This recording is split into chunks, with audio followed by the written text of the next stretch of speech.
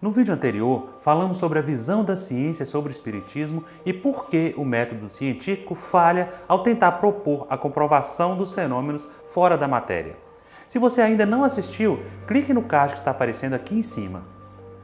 Bom, desde o seu surgimento, na segunda metade do século XIX, a doutrina espírita vem colecionando adversários, quer no campo das ciências, quer no campo das religiões.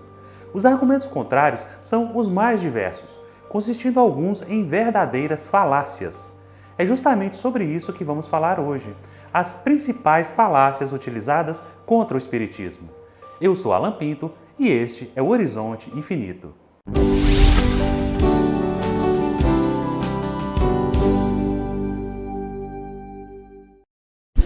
A argumentação é uma forma de convencer da verdade de modo legítimo e correto. No entanto, também existem formas de convencimento a partir de argumentações incorretas ou ilegítimas. Tais formas podem até nos convencer, mas isso não quer dizer que neste convencimento tenha sido necessariamente baseado na verdade. A esse tipo de argumentação damos o nome de falácia ou sofisma. A falácia é um raciocínio utilizado sem objetivo de enganar. Geralmente, quem se utiliza da falácia não faz de má fé, mas simplesmente acaba se enganando na tentativa de forçar seu ponto de vista. O mesmo não ocorre com o sofisma. O sofisma é um raciocínio inválido, apresentado com aparente lógica e sentido, mas com fundamentos contraditórios com o único objetivo de induzir ao erro.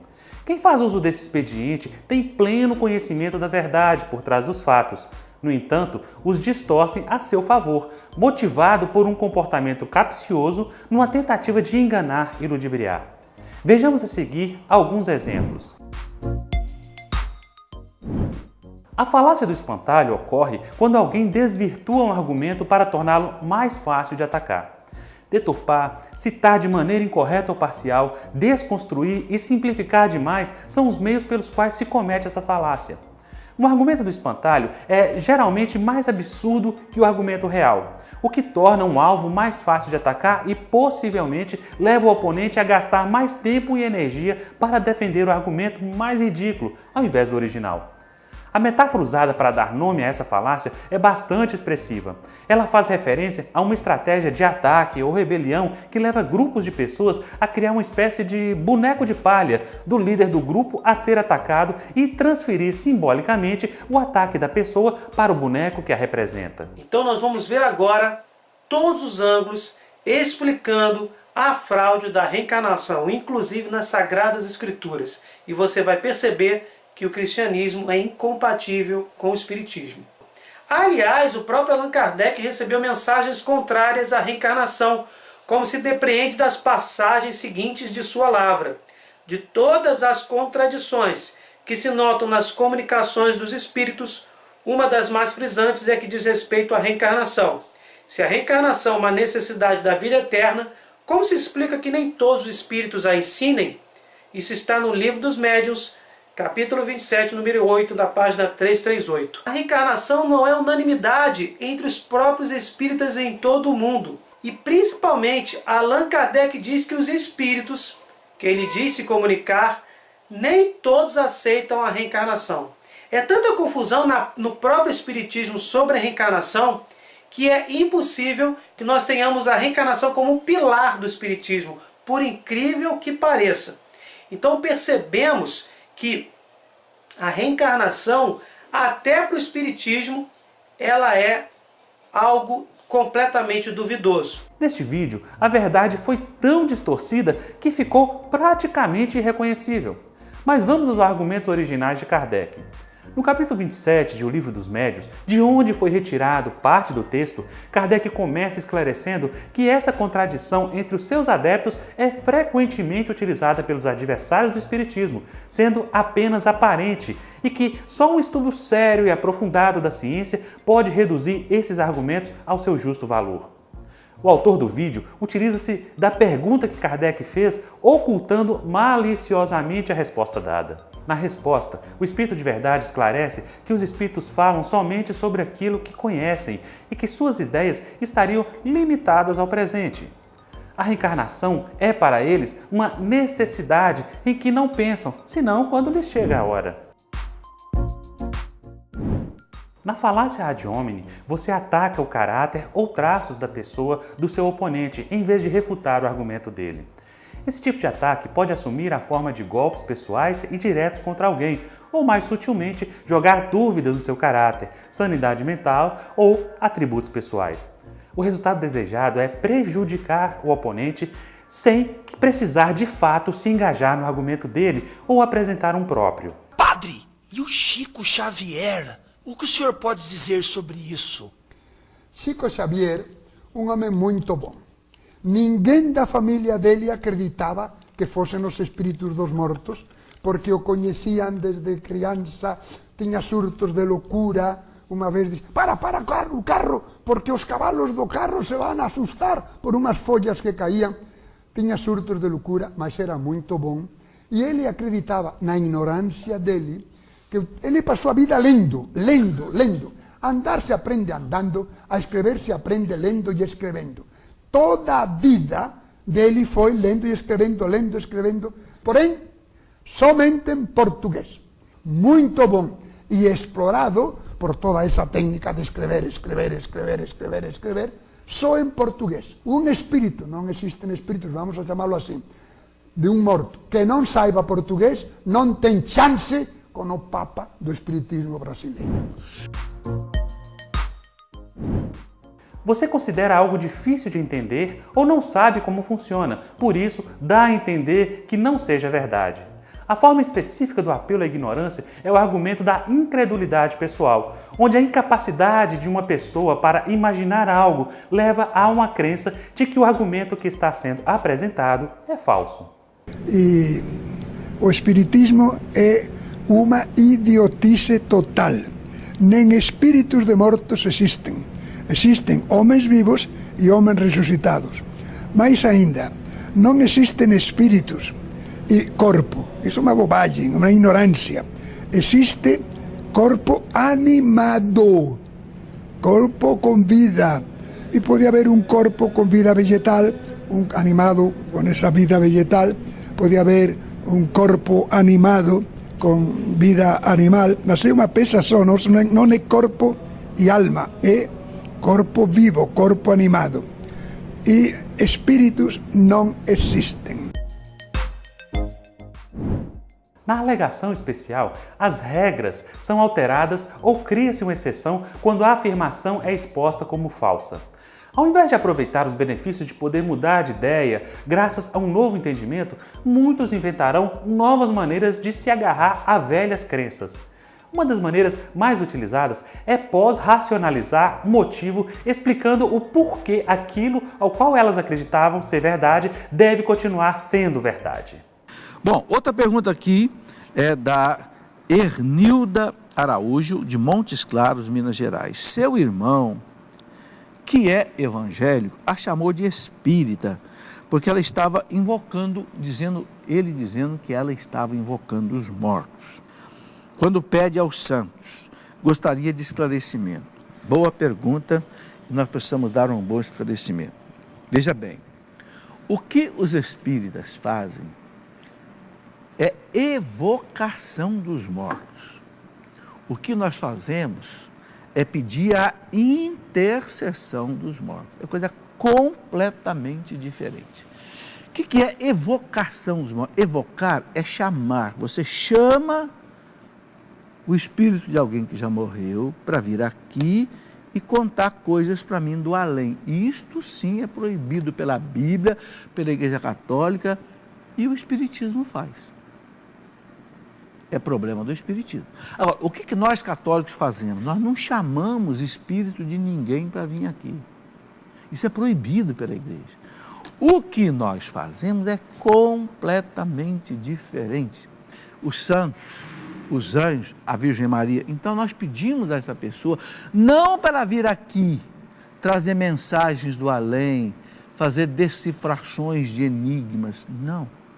Nós pedimos que diante de Deus ela interceda por nós. Então, esta pessoa que te acusou de estar fazendo a evocação dos mortos, te acusou porque ela não sabe o que ela está falando. Não dê bola para isso.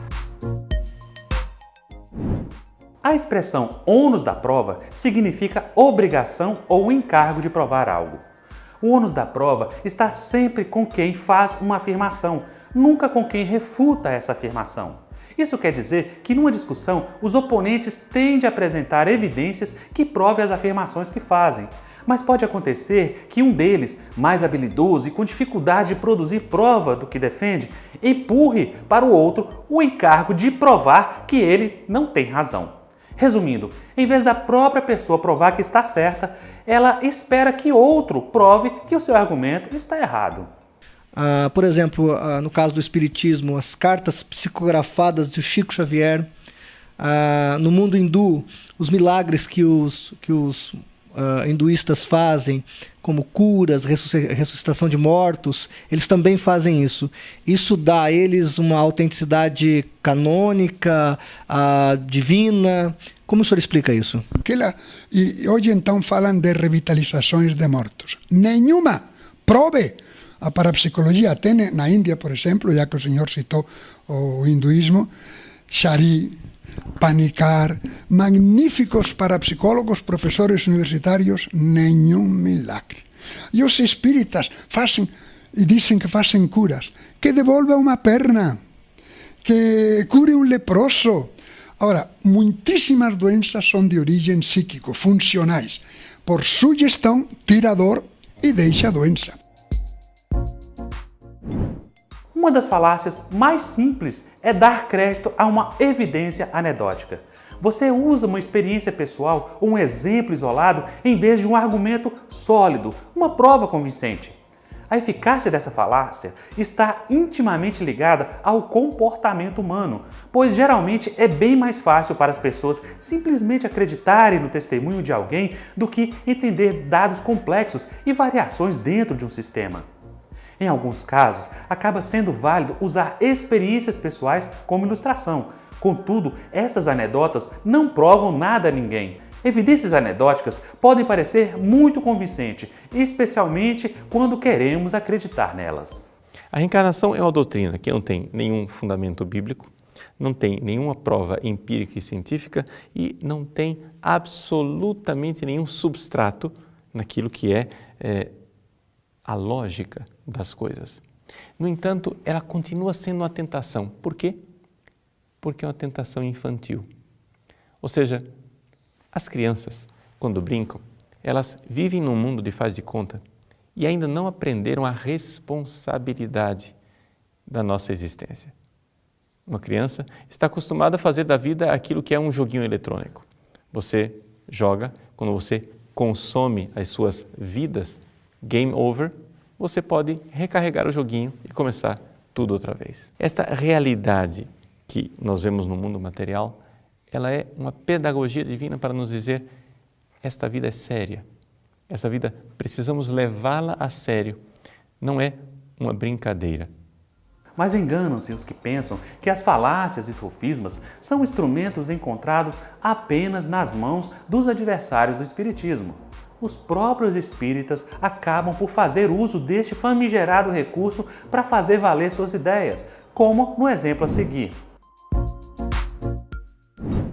Ambiguidade se traduz pelo uso do duplo sentido ou linguagem ambígua na apresentação de uma verdade de modo enganoso, alterando o significado de uma palavra durante o curso de um argumento, utilizando os seus diferentes significados para apoiar determinada conclusão. A palavra cujo significado é mantido durante todo um argumento é descrita como sendo usada em um único sentido, como se nenhum outro lhe pudesse ser atribuído. No livro Kardec Prossegue, publicado em 1991, cujo autor é Adelino da Silveira, que foi amigo de confiança de Chico Xavier durante 33 anos, ele defende a tese de que Chico Xavier é Allan Kardec reencarnado. O livro foi publicado com autorização e revisão do próprio Chico Xavier, que distribuiu vários exemplares com dedicatória para seus amigos. Quem endossa essa tese argumenta que, se não fosse verdade, o médium jamais autografaria este livro. O fundamento dessa prova está exatamente em um desses exemplares ofertados a João Xavier de Almeida, então presidente da Federação Espírita Portuguesa, mais especificamente em uma palavra utilizada na dedicatória do livro, a palavra reconhecido, empregada como se Allan Kardec acabasse se entregando ao ser reconhecido como reencarnado em Chico Xavier.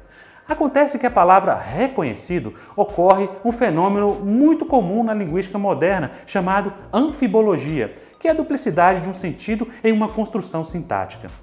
Segundo os dicionários, o adjetivo reconhecido pode designar tanto algo que se reconheceu, como nessa manchete: mais um morador de Santa Catarina é reconhecido em vídeo constrangendo mulher na Rússia.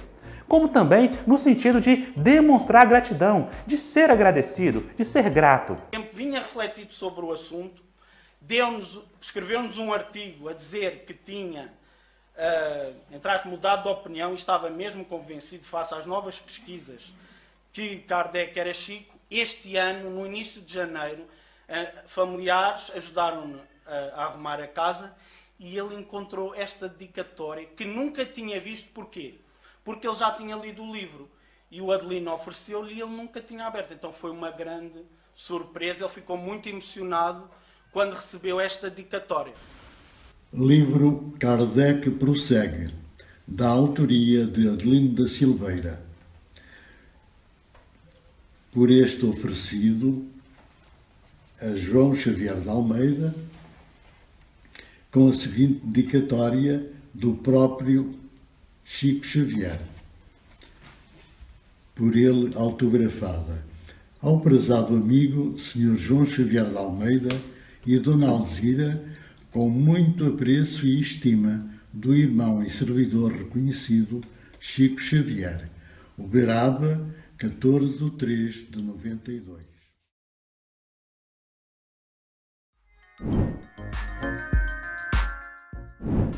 Um apelo à autoridade é um apelo ao senso de modéstia, ou melhor, a um sentimento de que os outros são mais bem informados do que nós. A esmagadora maioria das coisas nas quais acreditamos, como os átomos e o sistema solar, assentam em uma autoridade confiável.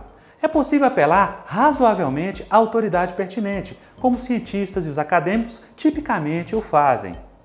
No entanto, um argumento se torna falacioso quando o apelo a uma autoridade que não é especialista no assunto em questão.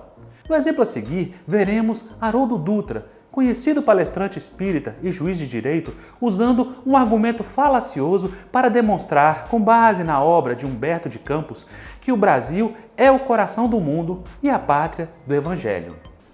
Então o que o Cristo decide? Mudança do quartel. Desloca. Escolhe um ambiente geográfico, porque magneticamente o Brasil é coração do mundo, possa qualquer um aqui negar. Magneticamente aqui é o coração do mundo. Bom, aí você pode tirar suas próprias conclusões. E se você gostou desse vídeo, vá logo dando o seu like e se inscrevendo no canal. Clique aqui embaixo no sininho de notificações e todas as vezes que postarmos um vídeo novo, você será avisado. E não se esqueça de deixar o seu comentário, assim você contribui para a melhoria do nosso trabalho. Visite também o nosso site, o www.horizonteinfinito.com.br. Lá você encontrará artigos e livros para download, além de um canal de comunicação para envio de dúvidas e sugestões para os próximos vídeos. Até breve!